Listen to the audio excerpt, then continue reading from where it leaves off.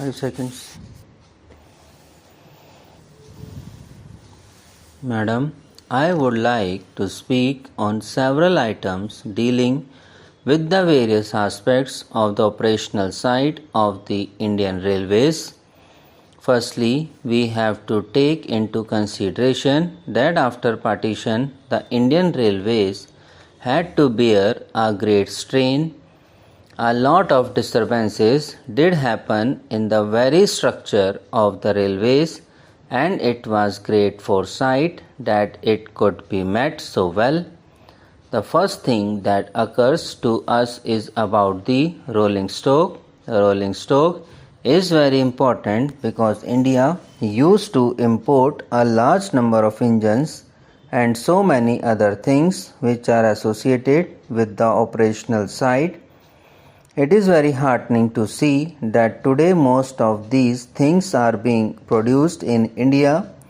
Recently, I had the privilege of visiting some of these factories, especially the Chittaranjan factory, and I saw that the recent manufacture of an electric engine was something indicative of the wonderful achievement.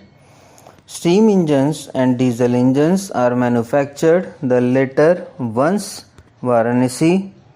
These have gone a long way in meeting the demands of the railways sufficiently. As far as many other things connected with the electric equipment are concerned, I find that they are also produced in a large number at Bhopal at the heavy electricals factory, which I had the privilege of visiting only the other day, and they have given a very good account of themselves. These things should augur well for future activities as far as the railways are concerned. Madam, about the amenities and so many other things concerning the second class passengers, the railways have done very well. A democratic government as it is has to look to the needs of the second class passengers who subscribe up to the tune of 80% of the railways revenue.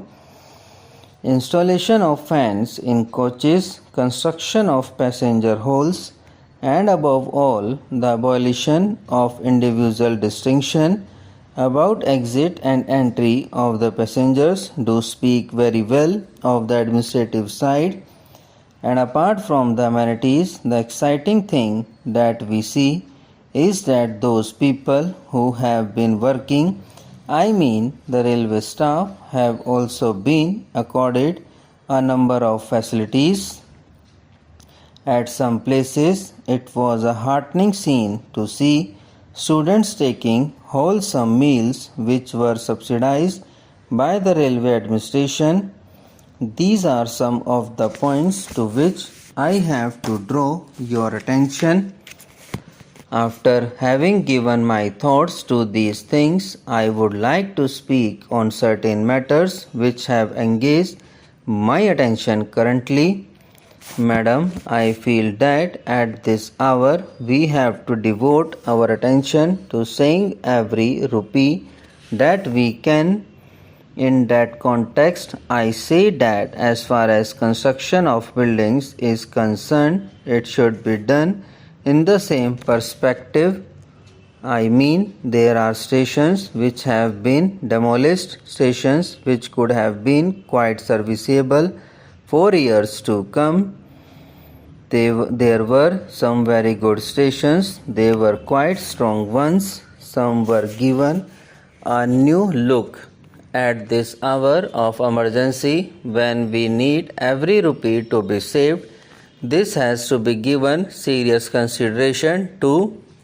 The second point that I would like to bring to the notice of the Honorable Minister of Railways is that as far as the narrow gauge railway lines are concerned, I have gone through some of their financial aspects and I am not really happy. I feel that as early as possible the narrow gauge should be abolished, because if you could save to the tune of rupees 2.5 crores annually and the same could be invested in converting the line into broad gauge or even meter gauge, that would be a better project. I understand that the Railway Board is also giving serious considerations to this aspect of the thing. Now I would like to draw the attention of the Honorable Minister to a very important factor, as is the progress made in other democratic countries in the matter of our railways. Also, we should try to make it more modern. We should rationalize it and also make it modern in a manner which may compare favorably with the railways in other advanced countries of the world which have gone much ahead of us. I mean in this connection that our research, designs and standards organization should be given more consideration than has been given to it so far. Madam, I can quote in this context some of the organizations working in various countries, especially in Japan, Britain and America.